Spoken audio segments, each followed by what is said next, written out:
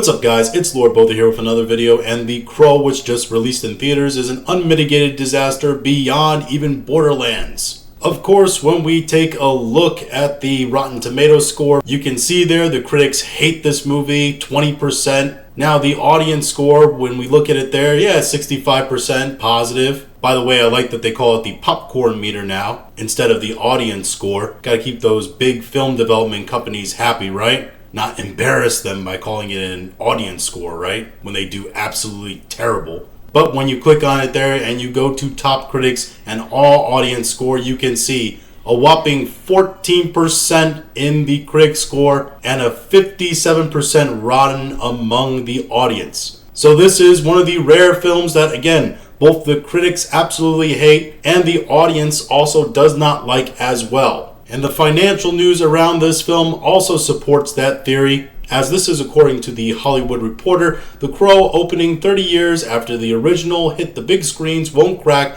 the top 5 according to early returns. Distributed by Lionsgate, the reboot is expected to come in 7th with an estimated $4.5 to $5 million opening weekend. The reboot's budget is reported to be $50 million before marketing. So when you add the marketing budget in there, it's probably going to be close to about 150 million. But even then, when we account for this, The Hollywood Reporter and other outlets might be overestimating The Crow's performance still. It was released on August 22nd, which was Thursday, so it's going to get sort of a 4-day weekend for its opening. But when we take a look at the numbers, it is not good.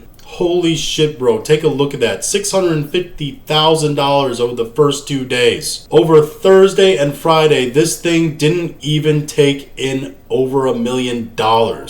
And yeah, they might get a little bump on the weekend, but nothing that I think will actually get them to that $5 million mark. Now, there's several reasons why The Crow might have failed. The first one that comes to mind is marketing. For all the marketing this movie probably made, I have absolutely no idea what the movie is about, other than it's a reboot of the original movie, which I haven't seen. I know it's a sort of dark, emo, goth superhero movie, even though I don't think he has any superpowers. But millennials like myself were kids when that movie came out. And older members of Gen Z, which can go see this movie too, have absolutely no idea what it is, and definitely probably haven't seen the old movie as well. So there needs to be a fair bit of marketing to let us know what this movie's actually about. The second problem that this film has that ties into it is The Crow was always for a niche audience even when it came out. And in the 90s and early 2000s, that was sort of the peak of the emo